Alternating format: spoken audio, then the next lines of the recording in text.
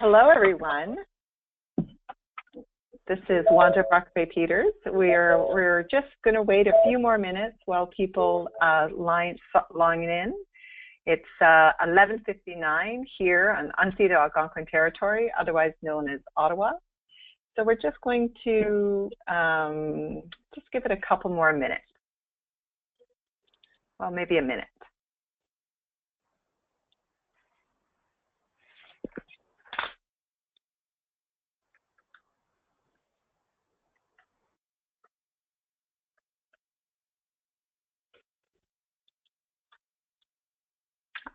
There it is. It's 12 o'clock is upon us. So again, I want to welcome everyone who's logged in or logging in as we speak to, I don't want to say the wrong thing, shedding light on language. My name is Wanda Brockbay-Peters, and I'm coming from unceded Algonquin territory, otherwise known as Ottawa. And I'm really excited to be here with you today. I'm the Executive Director of the Circle on Philanthropy and Aboriginal Peoples in Canada, and we're an open member network that creates space for co-creation with Indigenous communities and philanthropy. I just wanted to give a little framing of today. This is the first of many upcoming webinars to facilitate you and your organization's journey to reconciliation. What has guided this is the Philanthropic Communities Declaration of Action and our signatories' commitment to engage, demonstrate leadership on reconciliation. We bring our networks, our voices, and our resources along with new ways of thinking and doing to our collective work in this area. We just wanted to say a little bit of notes on the slides. We aim for this webinar to be conversational, and the slides are a visual anchor. You will also get some statistics, but mostly the slides will be for visual anchor. After the webinar, we'll be sending out the recorded webinar along with some resources to listen to read, to sign up, and to act in your continued learning, as well as a survey for your feedback on this and upcoming webinars. We aim to have an open space. We understand that our people are coming here with an open mind and a willingness to learn, and a curiosity to better themselves in their work. As we move in this era of reconciliation, we will ask you to hold a willingness to be uncomfortable. I'm going to say that again. In the era of reconciliation, we're going to ask that you hold a willingness to be uncomfortable. This space will allow us to move to better understanding longer-term goals of mutual relationships in our personal and our work lives. Now, shedding light in language is about how did we get here? Kind of an interesting story. It's about identity, something that has not been taught in schools.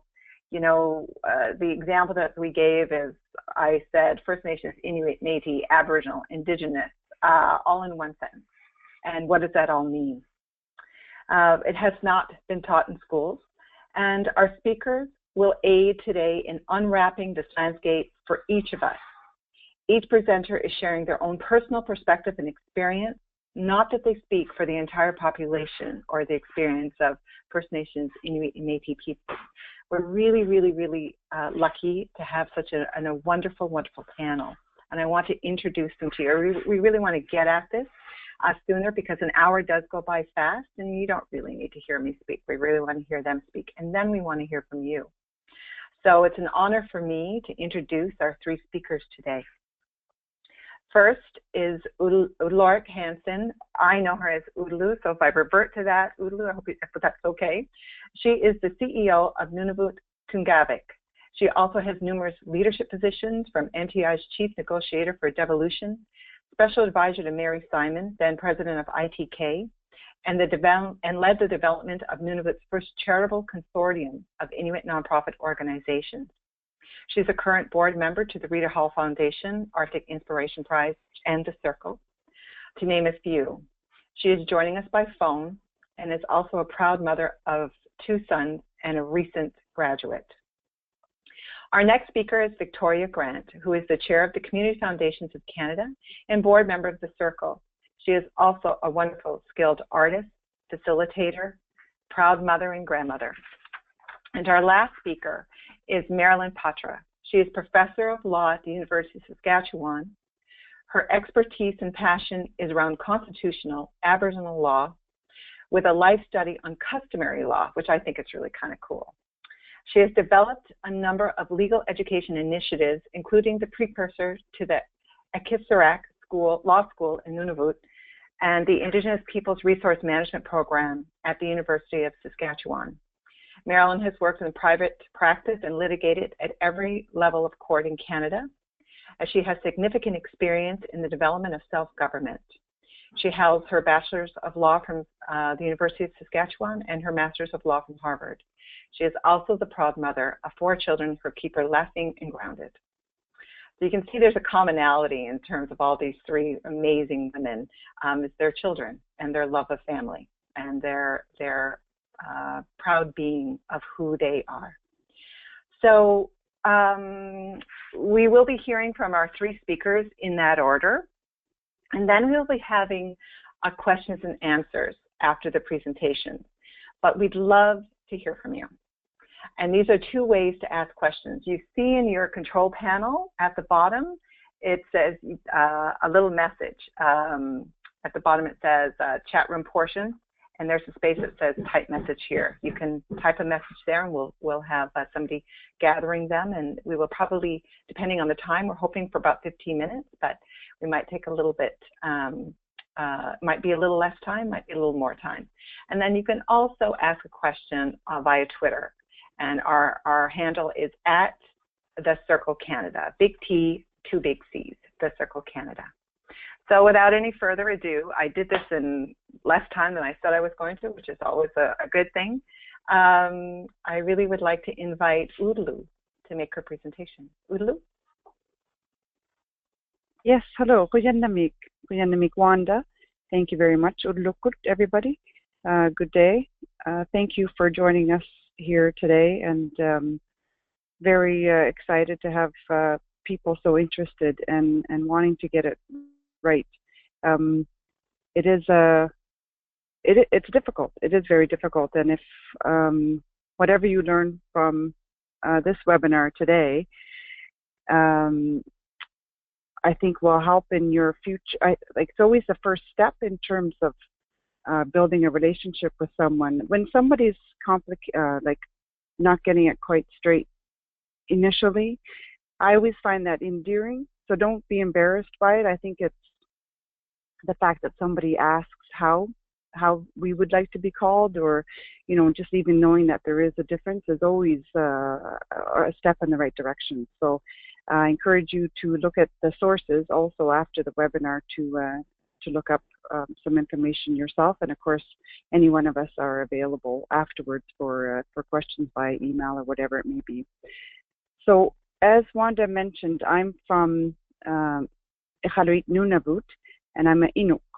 So it's kind of strange to talk about myself this way, but when we're asked about how we like to be referred to, or how Inuit like to be referred to, this is I guess the best place to start. Inuit means people. That's our term. We would call anybody a Inuk. We would. It's kind of complicated that way. Like if we saw somebody off in the distance and we didn't know what ethnic background you had, we'd say ta Inu Nikua or Inuk, but when we're referring to ourselves as a cultural people, then we would still call ourselves Inuit or Inuk.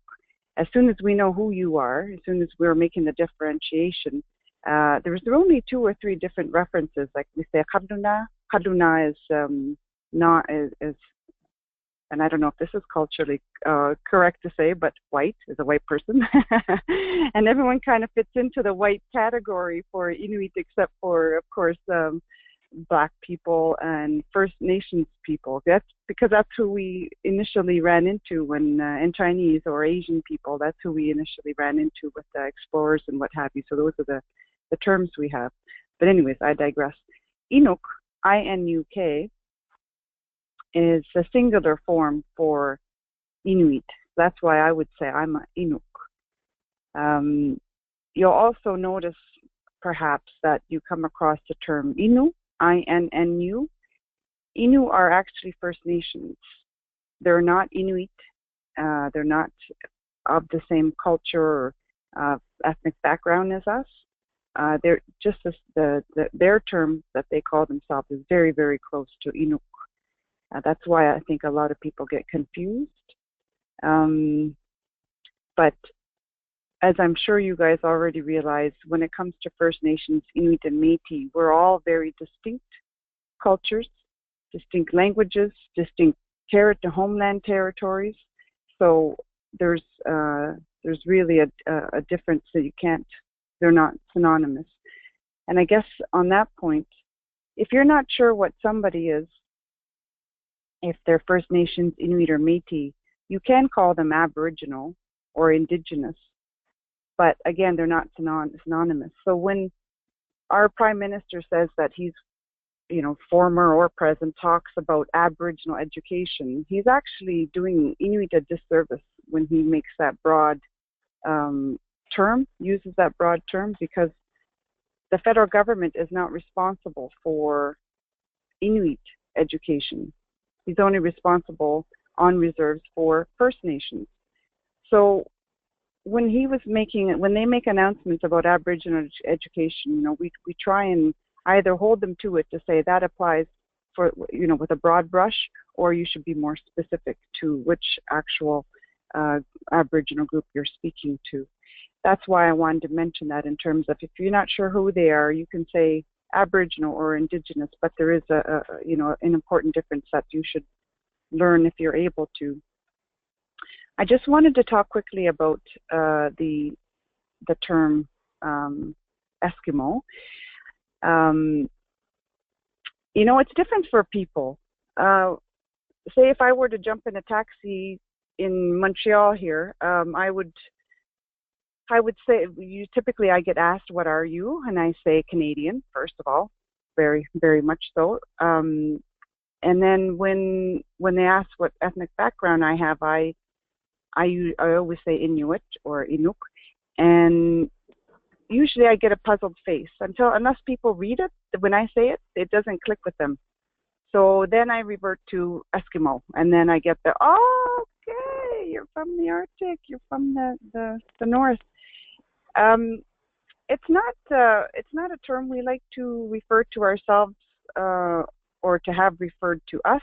Actually, it was I think there's been debate as to the actual meaning of it, but it's been traced back as a First Nations term to describe Inuit as raw meat eaters.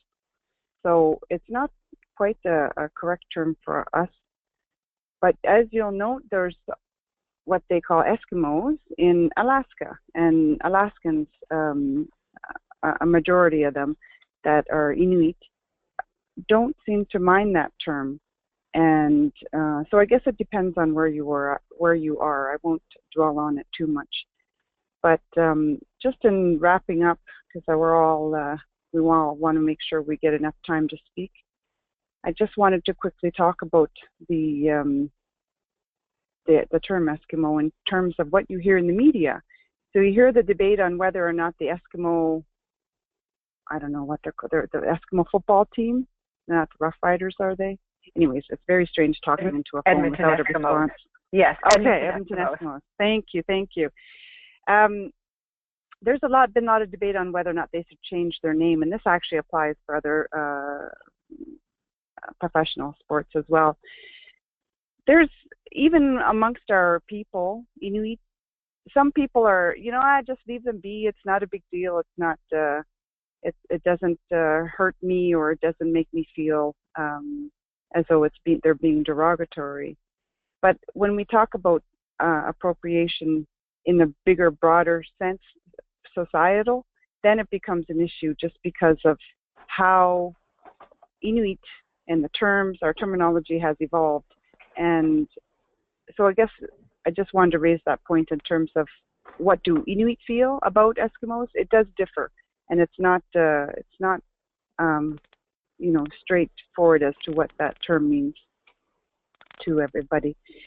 And my last point on language, Inuktitut is our language that we speak. Inuktitut is a term that we use in Nunavut. And that term alone is transitioning because we have Inuit in Northwest Territories, we have Inuit in Northern Quebec, and we have Inuit in Labrador, as well, of course, as Nunavut.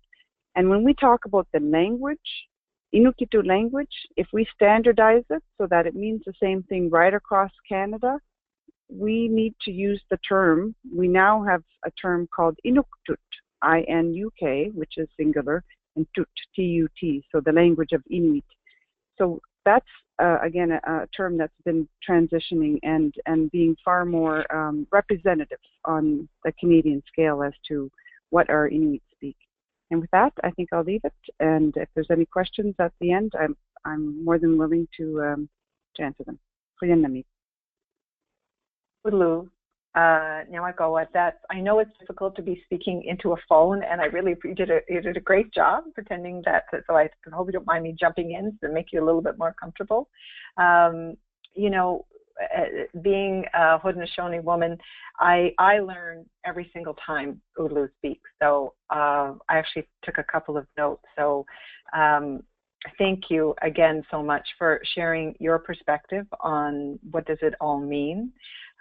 We do have time for questions afterwards because Udlu was very efficient with her time, which is great. So just to remind you that you can send any questions via the chat room or via Twitter at the Circle Canada. And I'd like to keep the time frame going in our favor and welcome Victoria. Victoria, it's all yours. Bonjour, kwekwe. Welcome and hello.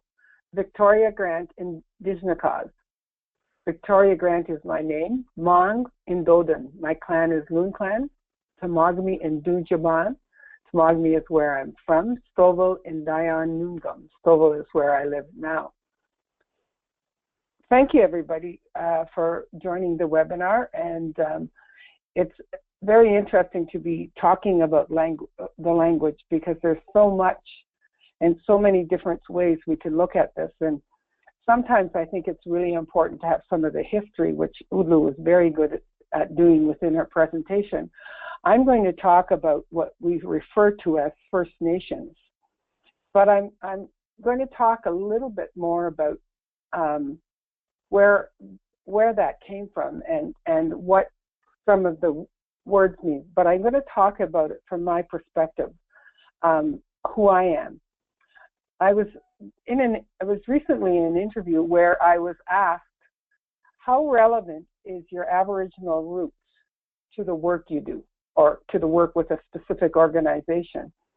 And I really had to think about that question because I wondered, so I reframed it and I thought to myself, how relevant is my Timiagama roots, Timiagama Anishinaabe roots to who I am in everyday life?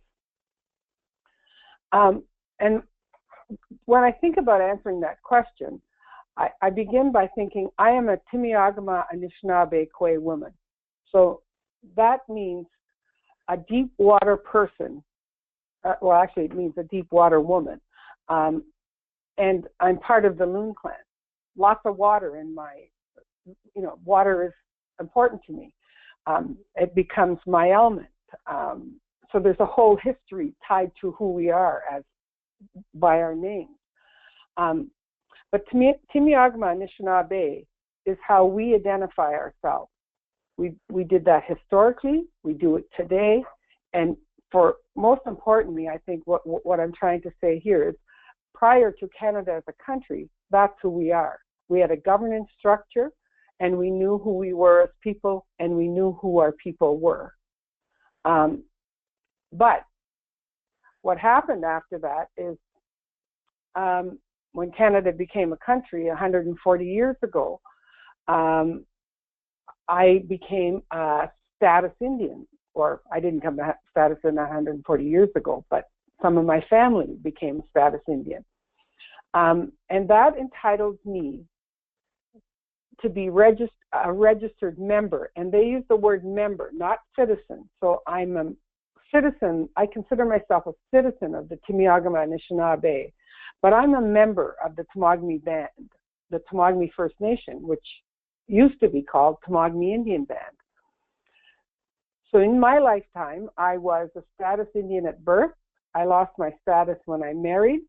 I was reinstated in 1985 when I was told my children would be registered as twos. I like to think of that as second-class citizens within their own community.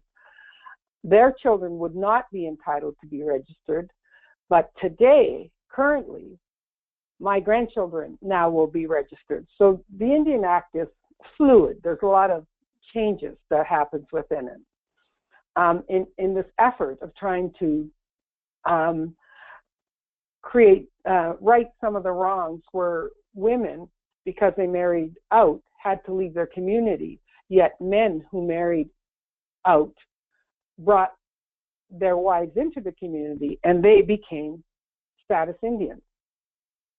And in our own community, what would happen with somebody who married in is they would become a citizen of our community, but it wouldn't be, it would be over a process of time. So the point I'm making, really trying to demonstrate here, is the Temagami First Nation is not the same thing as the Timiagama Anishinaabe. One is how we identify ourselves, and the other is how Canada defines me in its legislation. So as I think about my Aboriginal roots and how relevant it is to what I've done or what I do in everyday life, I think it's foundational for me. I think it's who I am as a person. It affects everything I do. That's where my influences of who I am came from. But this contradiction of identity is one that I share with most Indigenous people across Canada. I think it's fair to say we share it with the Métis people. We share this conundrum of identity with most of the Indigenous people across Canada, probably with all the Indigenous people of Canada. In Ontario, there are about 635, I think, different bands of Indians. And with the Indian Act being in existence since 1976, it was historically Indian agents, representative governments, who applied the criteria within the Indian Act and made decisions of who belonged and who didn't. So for instance, my grandfather and his family were on the banned list for a period of time and then removed because the Indian agent said, my grandfather was adopted and he was raised by his mom and dad, but the Indian agent said he could not prove who his natural father was. And the Indian Act says the natural father must be an Indian. So he lost his status he and his whole family. He had 9 kids living in our community, lost status, and all his children did. And this is really important when we talk about reconciliation. It is an integral part of understanding our shared past. And that shared past includes the effects of the Indian Act on the Indigenous people today. So when I think of where we are, and I think of the Constitution, so we use the word, so in the Constitution, it says that the Section 35 speaks to Aboriginal peoples of Canada to include Indians, Inuit, and Métis peoples of Canada. That is really interesting when you think about it, because in the legislature and in the Constitution, we talk about Indians, yet in the I was an Indian till I was in my 40s, and I under the Indian Act, but I was always raised to differentiate between being Timiagama Anishinaabe and an Indian, and that really helps me when I think about is Indian a bad word for me? Well, actually, it's not a bad word for me, because part of it is I carry a card that says that gives me certificate of Indian and status. I've come to terms with, if I carry that card and I use that card, then I have to have some acceptance of it. I don't like the word Indian. I don't like being referred to an Indian, but that is what the legislation says. So as long as I participate in that whole thing, I think I'm an Indian. But in the 80s, it became politically incorrect. So all the Indian bands in Canada became First Nations. At one point, we used First Nations to use it to describe everybody. We don't do that anymore. First Nations has been appropriated by Indian bands across Canada, and that's where we are today.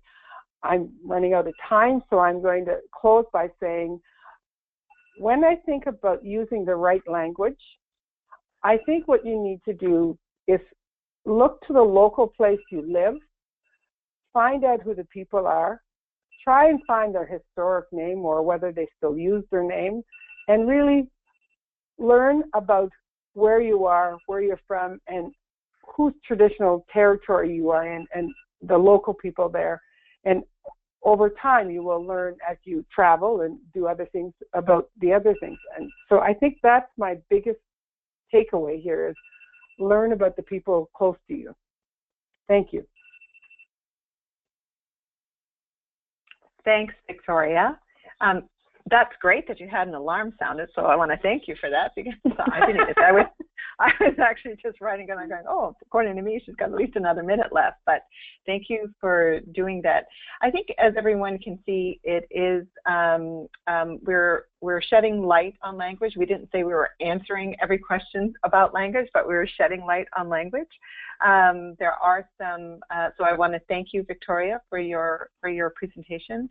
I actually learned a couple of things as well, and I liked how you described your sons and their quote-unquote second in line. I never thought of it that way, as that would affect my children as well.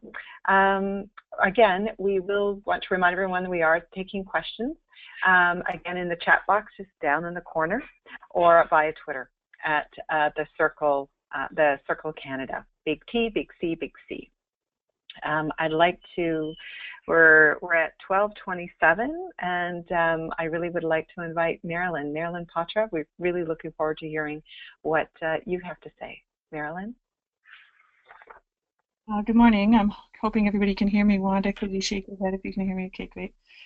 Good morning. Thank you so much for inviting me to the panel. I'm really, really happy to participate in a discussion about the language of identity, of self, and think it's a really, really important discussion. If you listen to Justice Sinclair talk after his work with the Truth and Reconciliation Commission, he'll tell you it's one of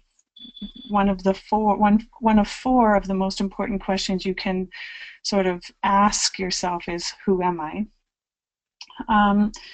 As it was mentioned in my introduction, I'm Métis, half-breed, Michif.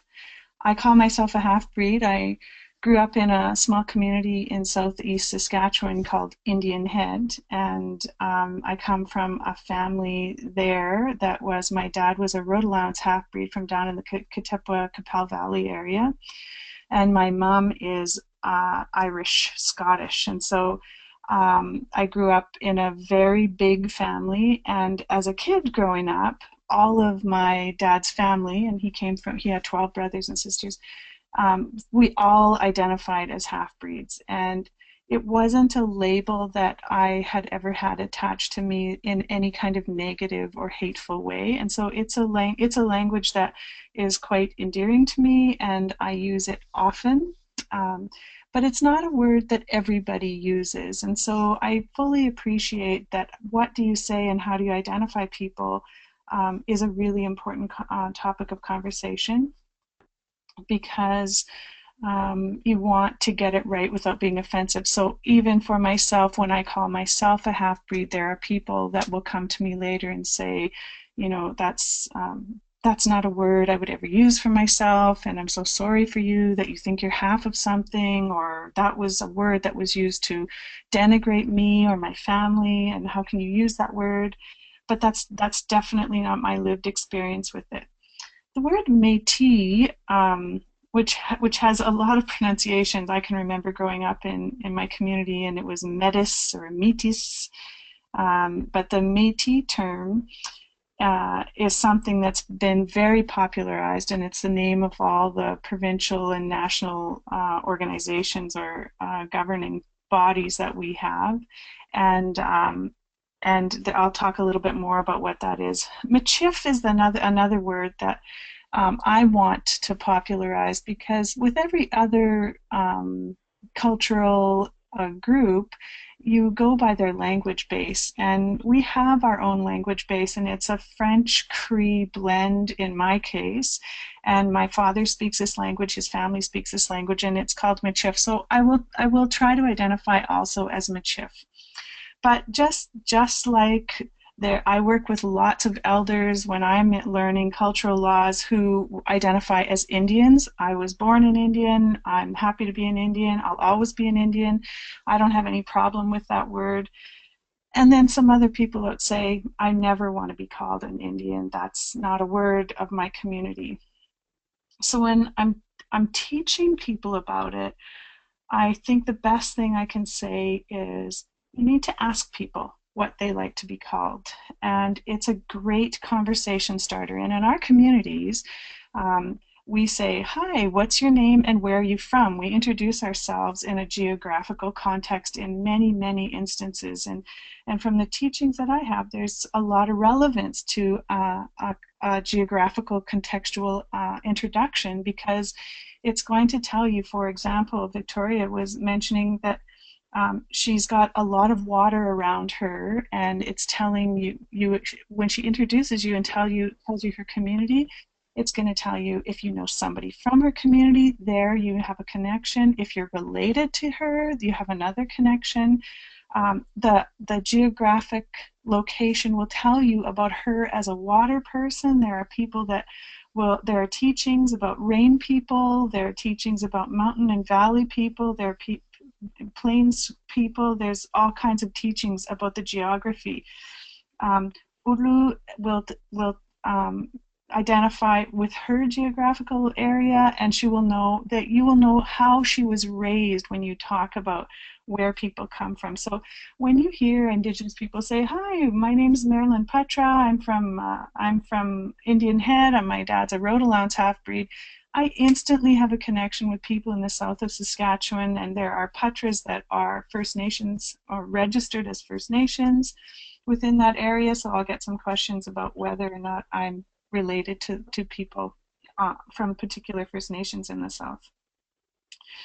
How we are identified and how people look at the identity of Indigenous is a really good sort of lens to pick up and look through, because of course there are many times where the Indian problem, and we've all been thrown into the basket of the Indian identity when discussed in terms of a pan-Indian discussion about being the Indian problem, and how do we get Indians off the land in order to take over the land?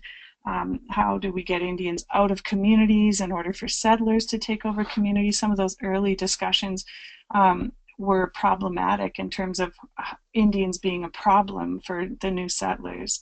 And then, of course, we're moving into a time right now where there's a full recognition of original land holdings and Aboriginal title in Canada, and the pride of nationhood is fully coming through as we live through the legacy of the residential school experience, and by that I include all of the attempts of destroying family connections.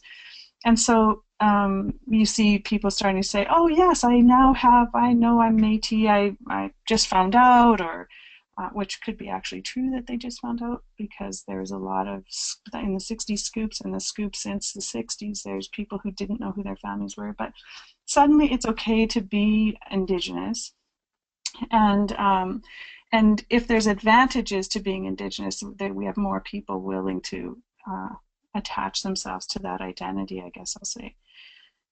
The Métis, I guess we were thinking about how to talk about who are the Michif people, and you know, it's pretty clear we're the children of the fur trade. This is what happens when the new settlers show up, and there's relationships typically between European men and Indigenous women here.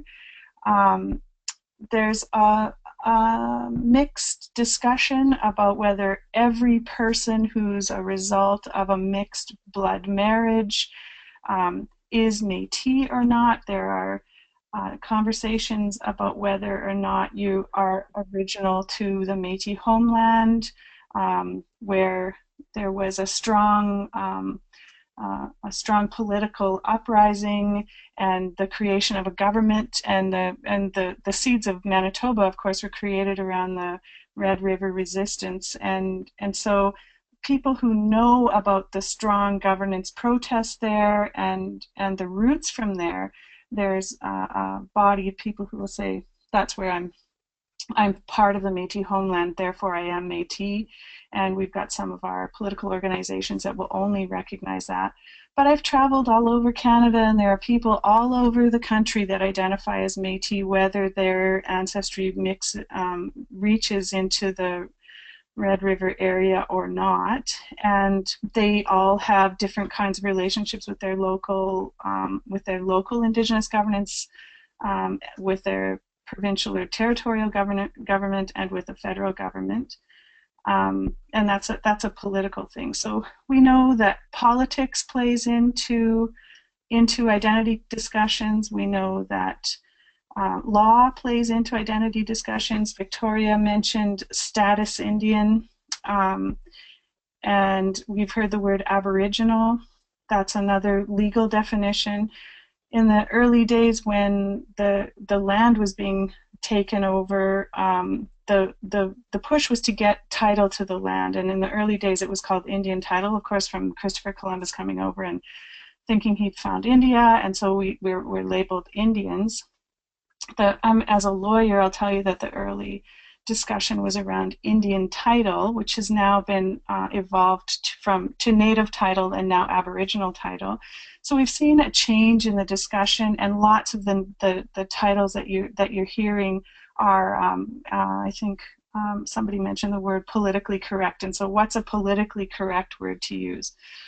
Aboriginal is the word that was negotiated to go in the Constitution when the Constitution was repatriated, and so Section 35 of the Canadian Constitution talks about Aboriginal rights and title, and it gives a definition of Aboriginal as Indian, Métis, and Inuit. And so in order to bring a legal claim, you have to shift around and fit yourself into one of those boxes. So the Inuvialuit, for instance, on the west side of the north there, and in the north, will have to decide how are they going to fit into one of those definitions.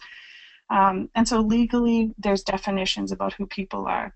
You hear the word Indigenous now, and Indigenous is the term that we're using more often than not. And I like to think that it's because Indigenous is the international language that we're using. It's, you know, if you talk about the United Nations Declaration on the Rights of Indigenous People, there's an international recognition flavor to that. But just like Aboriginal not being a word that many Inuit people like to attach to, Indigenous is not a word that all people like to attach to either. And I have examples in my life of working in different places in the world where Indigenous wasn't a name that people wanted to attach to. What else would I like to tell you? The legal components of it reach right back to the Royal Proclamation, where again we go back to how the land was going to be taken, and we've got the King's Royal Proclamation in 1763 saying that he has the right to treat with the Indians, and what he's looking for is the right to be able to negotiate with Indians to take over territory. Section 9124 of the Constitution is the provision that deals with Indians and lands reserved for Indians being within the jurisdiction of the federal government. Through that jurisdiction, they create something called the Indian Act, and the Indian Act is what Victoria was referring to in terms of 6.1 and 6.2, and that's all relevant because there's a case in 1939 where one provincial government didn't want to have to pay for the Inuit people or anything that they needed, and they wanted the federal government to have to pay for them. So there was a discussion about whether Inuit were Indian for the purposes of Section 9124, i.e. federal responsibility. And that case determined that Inuit were Indian for the purposes of Section 9124. But as you heard Ulu say, that doesn't translate into jurisdiction over education and all kinds of things. And so she can give you much more detail about what that means and how that plays out. But I'm raising that because we just got a Supreme Court of Canada decision called Daniels, where we now say that the Métis are also Indians for the purposes of Section 9124. And so we're back to the word Indian in all kinds of legal ways. So we've got legal definitions of who we are. We've got political definitions. Can you vote in a Métis election? Well, I've got a little boy with a Cree man who's registered as a status Indian, and once he's registered as a status Indian, he can never have dual citizenship and be Métis as well. So he would never be able to be politically active in the Métis community for decisions that were made politically. Of course, I know he took up some space in my uterus for about 9 months, and culturally and spiritually that he is absolutely a Michif boy. He's very attached to his Michif grandfather, and he's exposed to our culture. And I also like to teach people that there are financial reasons for how people identify, and I made mention a little bit about that when I said who's financially responsible, and the federal government may say you are or are not an Indian in order to escape some legal and financial responsibilities for people. And Section 6 of the Indian Act is the provision that is created to try to minimize the number of Indians, to use the Indian Act language, that there will be in the future, to minimize the obligation that the federal government will have to Indigenous people. So it's quite layered. People think it's a quite straightforward discussion about how we identify and who we identify with and how those lines are drawn, but it's not as straightforward as you think. I think it's really important to understand that the language adapts and changes, as do people adapt and change in any culture. We create new words for things that we've never had in the past. We adapt language to fit together. My own Michif language is something that was adapted between cultures. And so I've worked with, for example, the Saskatchewan Police College here, and we've got police officers going into communities, and they're saying, what do I call the people that I'm working with? How do I know what's respectful? Well, I think I agree with the previous speakers, and you should just ask. People will tell you. And if they haven't thought about it, you've just given them something to think about and given them, empowered people to come up with their own definition of who they are. And I think that's what true autonomy is. And so I would really encourage you to discuss that with the people that you're talking with. And I think I'll shut it down there. Thank you. Wow. Oh, thank you. Thank you, Marilyn. That was a really great overview on Michif peoples. I'm always learning. Much like I say with Udlu, I'm always learning about the Inuit. I'm always learning about the Métis, and actually, I'm really learning on other First Nations across Canada that are obviously defined. The terminology First Nations is a government term, but you know, the Cree, the Kwakiutl, all of the nations across Canada. So I think this is just as interesting and important for me in the work that I do as the executive director of the Circle, as it is for all our participants online. And by the way, we had over 250 registrants. So I believe that we're onto something, or we're providing you a glimpse into some important discussion. So that said, thank you, Marilyn, for that. You know, thank you, Udlu and Victoria. We do have time for questions, which is I think I'd like to get to next. If you guys want to turn your cameras back on, Marilyn and Vicky, that would be spectacular. So we have a few questions, and they're all so great. So I'm going to, Udlu, can you just say you're still there so I know you're still there? Still here. Okay, great. There is, I'm going to go with a simple question first, and Udlu, I'm going to ask you. Okay, so, because I think this is something I know the answer from the First Nations and perhaps even the Métis, but I don't know this answer around. The question is, and all three of you, but I'll start with Udlu. Do you have any advice for recognizing traditional territory in public addresses, conferences, meetings, and events? So we're starting off fairly simple. Udlu, could you just share your suggestions for this? Yes, again, sorry, the question is, do we recognize our homeland? Yeah, do you have any advice for recognizing traditional territory in public addresses, conferences, meetings, and events? Okay, yeah, that's a very good question. I actually just spoke about this the other day. Inuit don't use that practice. We don't have the practice of recognizing homeland. So it is a new practice for me when I do speak, having to recognize First Nations or Métis homeland. I think it's great. I love it. I think the reason being, if I may, is that it's pretty darn obvious when you when you're in a Inuk territory, when you in Nunavut especially, we have 25 communities, and most of them are above the tree line. Well, they all are, and you have to fly in. So, and we have 85% Inuit. So when you land, and you know whose territory you're on. I jokingly say that perhaps in 100 years or so, with climate change and with all the non-Inuit migrating to the north, maybe that might not be the case. But anyways, it's not typically a practice that Inuit do. So that's for the Inuit homeland.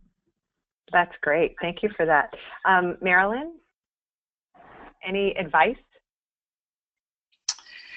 You know, I was at a meeting at the university and a young Cree man said, I'm really interested when you all stand up and say, welcome to Treaty 6 territory in the homeland of the Métis.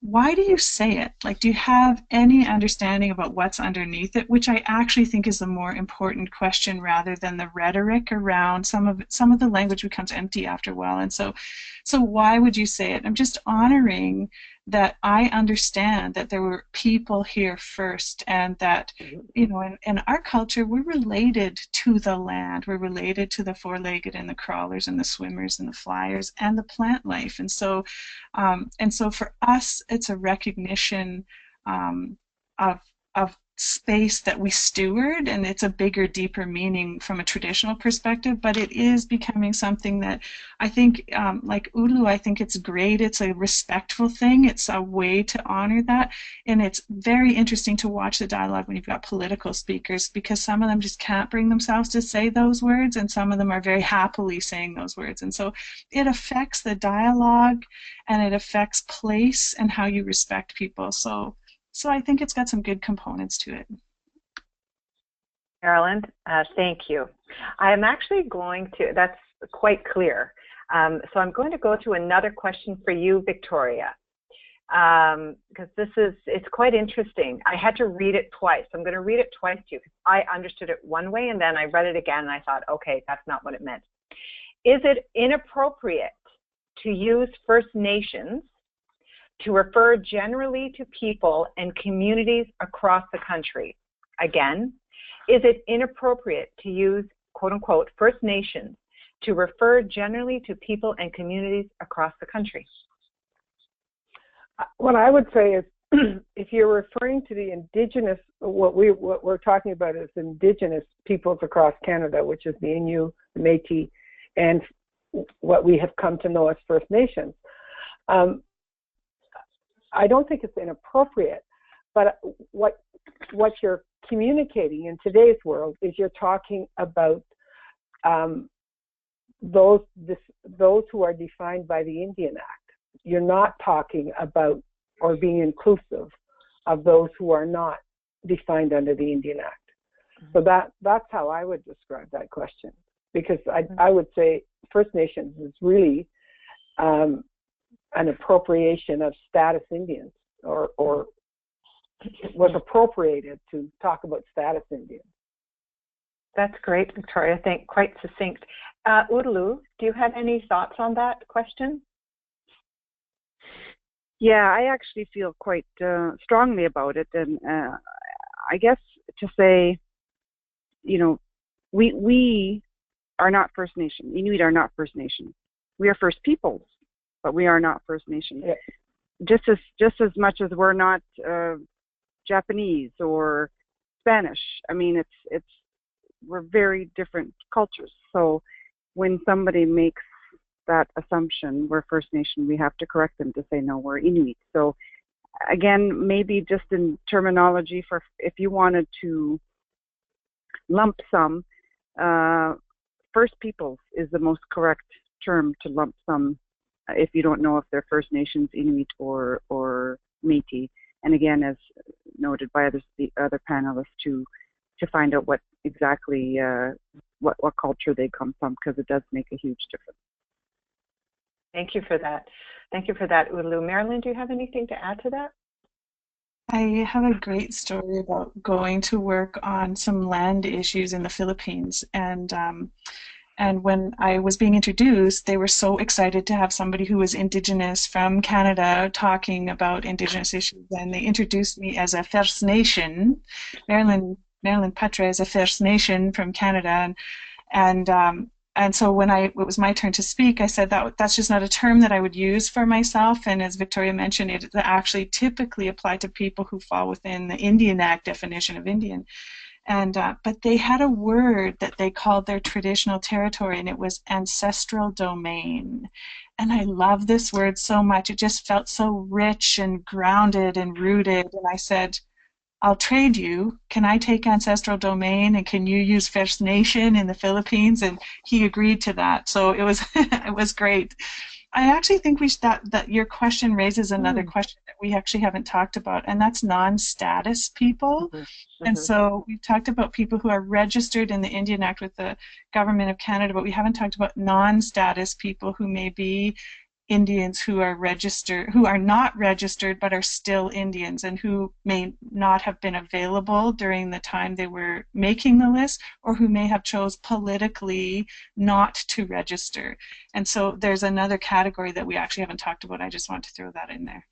Well, great, Marilyn. That's a good segue. That was going to be my question after this, but we're going to add one of the questions were, given that culture is more important than simply blood lineage, if one is non-status but has never lived in an Aboriginal community, is it reasonable to tell people that you are First Nation? So this is the true identity question.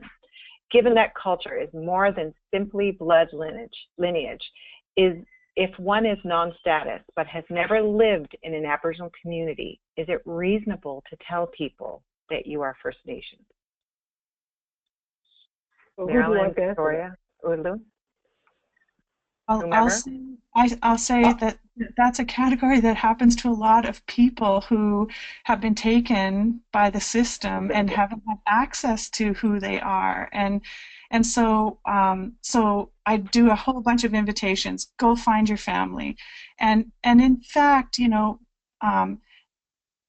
people want to be known as Nehiyaw. They want to be known as Haudenosaunee. They want to be known as what their language base is, who their people are, and so what's the root that you come from.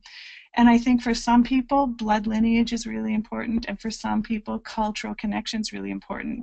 And Udlu can best speak to the membership within Inuit people and their own communities being responsible for who's a member of their community and who's not. Udlu, would you like to add to this? Sure. What Marilyn's referring to is the Nunavut Land Claims Agreement. In order to be considered a beneficiary or enrolled under the Nunavut Land Claims Agreement, you have to have been approved by the enrollment committee. Now, somebody in the enrollment committee may not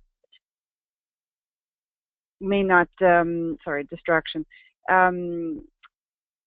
recognize, but it is, I mean, Inuit do it to a fault, actually. That's probably why we're losing our language so quickly and, abiding by all these colonizing rules and laws and what have you. But that's a whole other webinar. But I just wanted to mention, when you talk about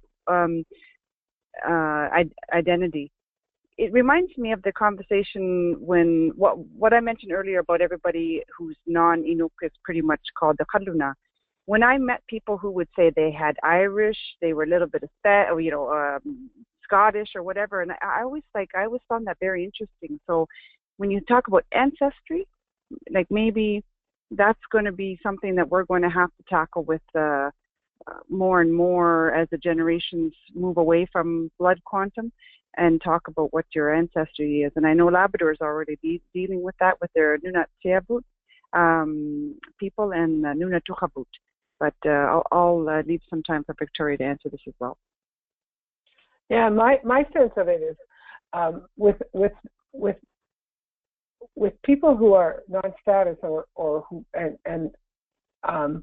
my sense is that if you have been, there has been so much affected by residential schools, by the 60s scoop, and I'm going to tell you a story that I just heard yesterday. Actually, it was a young woman who discovered in her 30s that she was Aboriginal.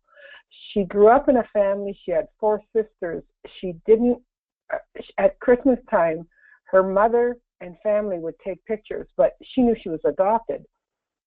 They would take pictures, family photos, and they would exclude her. And she'd be on the side.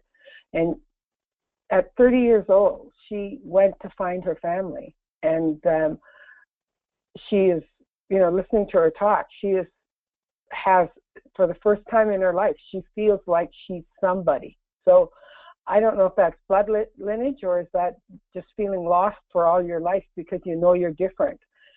While you've been adopted, and she said, I had loving parents, but I never felt a part of that family.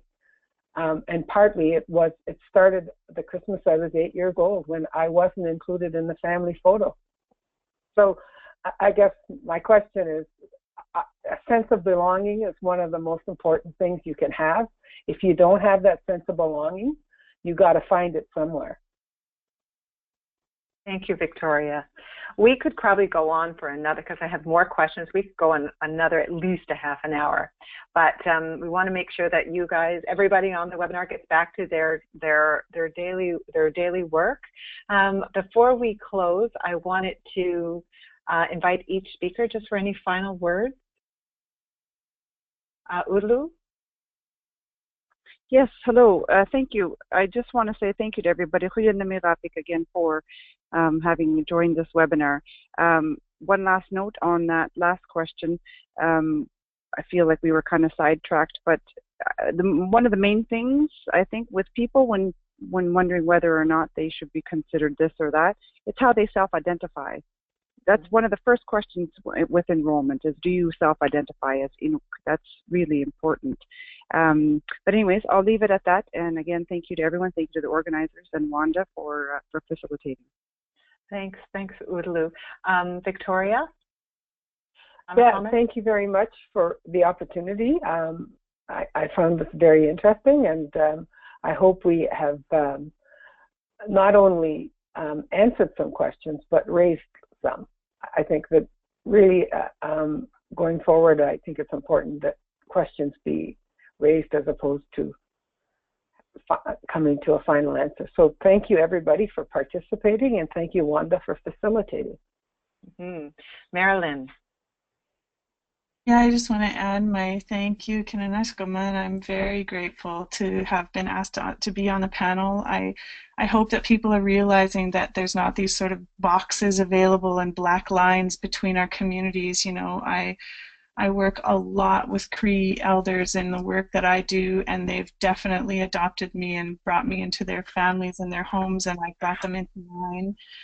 The way people move between who they are have got a lot of bearings on what they're experiencing. You know, there were at a time in Saskatchewan when you needed a permit to sell food or cattle or grain, and you had to have a pass to leave the reserve. There were children who were starving, and I know of a family in Saskatchewan the dad just decided, we're going to go live in your mom's Métis community because they don't make them do that, and his daughter was dying, and so they started self-identifying as a Métis family. There were things that people had to do in order to survive.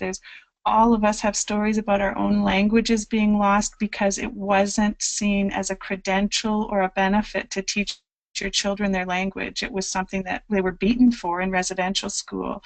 And so there's all kinds of reasons that people move between categories, but they get to say for themselves who they are. Thanks so much for having me. Well, I have to say, as I said earlier, I've learned so much. And I think what we can share with our listeners and those who will be listening later, our shared history is really messed up in terms of identity. And as part of our reconciliation process, we might not get it right. And I think that is the part of the willingness to be uncomfortable. In your work, in your daily work, you say, I'm going to refer to you as Aboriginal, but how would you like to be referred to? Because I'm just learning. I'm on my learning journey. Hence the webinar series called Journey to Reconciliation. But we, you know, even with this hour-long webinar, we can better understand the landscape, better understand introduction and the importance of introductions and why we introduce ourselves in the way that we do, land-based, families, clans.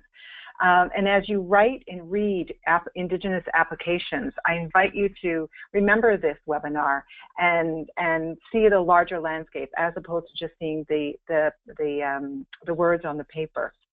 I really want to thank our project partners, the Canadian Environmental Grantmakers Network, Community Foundations of Canada, the Counseling Foundation of Canada, Inspirit Foundation, the J.W. McConnell Family Foundation, Lawson Foundation, Martin Aboriginal Education Initiative, Ontario Trillium Foundation, and Philanthropic Foundations of Canada. They're a group of 10, along with the Circle. We've really tried to create, and we will be creating more webinars to help you facilitate this journey and this walking process.